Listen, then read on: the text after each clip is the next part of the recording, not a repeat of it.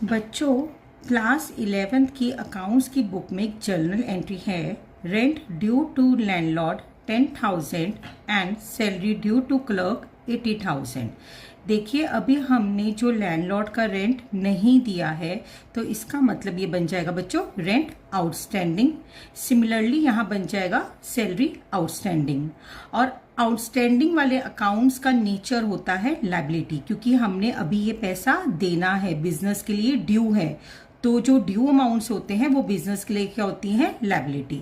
और हम सबको पता है लायबिलिटीज इंक्रीज होती हैं हमारी क्रेडिट में। तो एक बात तो क्लियर है, क्रेडिट में आएगा to rent outstanding to salary outstanding.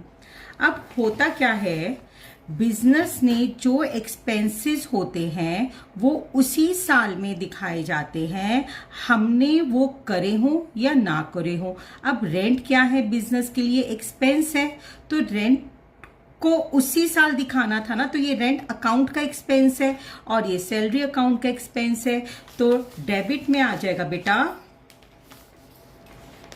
Rent account debit, salary account debit.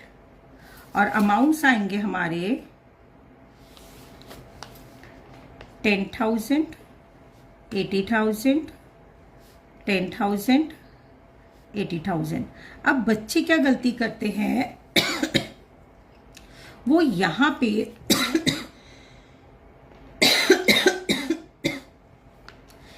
यहां पे रेंट अकाउंट की जगह लिखाते हैं लैंडलॉर्ड्स अकाउंट।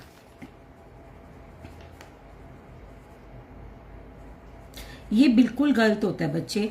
होता क्या है, अपनी अकाउंट्स की बुक्स में हम उन्हीं के अकाउंट्स खोलते हैं जो हमारे क्रेडिटर्स होते हैं या हमारे डेटर्स होते हैं, जिनसे हमारा बिजनेस डील करता है। अगर हम किसी कोई एक्सपेंस पे कर रहे हैं ना, किसी को पे कर रहे हो, सपोज मैंने सैलरी मोहन को पे करी, मैंने सैलरी सोहन को पे करी, तो मैं मोहन और सोहन का अकाउंट कभी नहीं खोलूंगी।